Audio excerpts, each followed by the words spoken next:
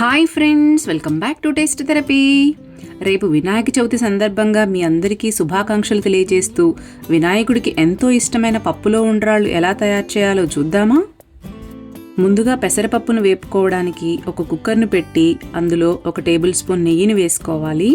నెయ్యి వేడయ్యాక 1 కప్పు పెసరపప్పును వేసుకుంటున్నాను. ఈ పెసరపప్పును నెయ్యిలో మంచి సువాసన వచ్చే వరకు వేయించుకోవాలి. ఇప్పుడు ఇందులో సేమ్ కప్పుతో 2 కప్పుల నీళ్లు పోస్తున్నాను.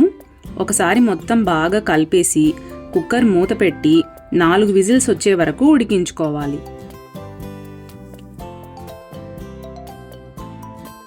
చూడండి, 4 విజిల్స్ వచ్చాక ఇలా మెత్తగా ఉడికిపోయింది. దీన్ని పక్కన పెట్టేసుకుందాం. ఇంకో కడాయిని తీసుకొని అందులో 2 టీ స్పూన్ల వరకు నెయ్యిని వేసుకోవాలి.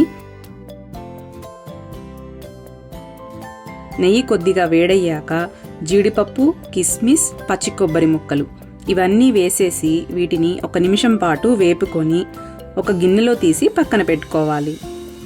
ఇప్పుడు అదే కడాయిలో 1 కప్పు నీళ్లు పోస్తున్నాను. నీళ్లు కొద్దిగా మరిగాక 2 టేబుల్ స్పూన్ల బెల్లం వేసుకోవాలి. ముందుగా మనం బెల్లం వేసి ఆ తర్వాత బియ్యం పిండి వేయటం వల్ల మనం తినేటప్పుడు ఉండ్రాళ్ళు చప్పగా కాకుండా తియ్యగా ఉంటాయి. బెల్లం నీళ్లల్లో కరిగాక 1/2 కప్పు బియ్యం పిండిని వేసేసి స్పూన్తో ఇలా ఉండలు లేకుండా తిప్పుతూ ముద్దగా వచ్చేలా ఇలా కలిపేసుకోవాలి.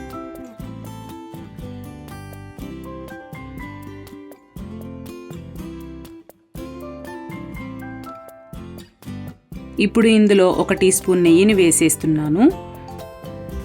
నెయ్యిని వేయటం వల్ల మనం ఉండలు తయారు చేసేటప్పుడు చేతికి అంటుకోకుండా ఉంటుంది.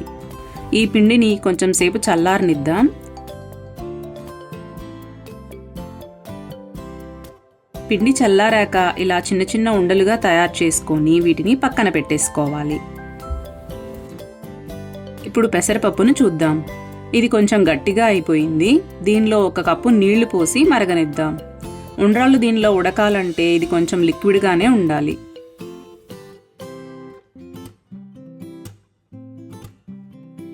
ఇప్పుడు ఇందులో 1 కప్పు బెల్లం వేస్తున్నాను.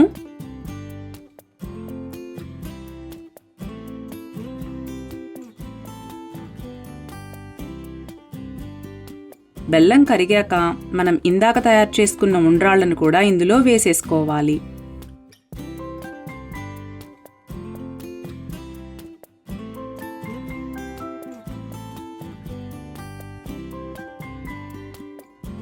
వీటిని ఒకసారి బాగా కలిపేసి 10 నిమిషాల పాటు ఈ ఉండ్రాళ్ళు పెసరపప్పులో ఉడకనివ్వాలి. 10 నిమిషాల తర్వాత చూడండి, పెసరపప్పు ఉండ్రాళ్ళు బాగా ఉడికిపోయి కొంచెం గట్టిగా అయింది. ఇప్పుడు స్టవ్ ఆఫ్ చేసేసుకుందాం. ఈ టైంలో కావాలనుకుంటే మీరు కాచి చల్లార్చిన 1 కప్పు పాలను కూడా పోసుకోవచ్చు. ఇప్పుడు ఇందులో వేయించి పెట్టుకున్న పచ్చి కొబ్బరి ముక్కలు, జీడిపప్పు, కిస్మిస్ అలాగే కొద్దిగా ఇలాచీ పొడి వేసుకుంటున్నాను. పెసరపప్పు ఉండ్రాళ్ళు రెడీ. ఈ వీడియో మీకు నచ్చినట్లయితే రేపు వినాయక చవితి సందర్భంగా చేసి ఎలా వచ్చిందో కామెంట్ చేయండి. బాయ్ అండి. ఇంకొక వీడియోతో మళ్ళీ కలుద్దాం.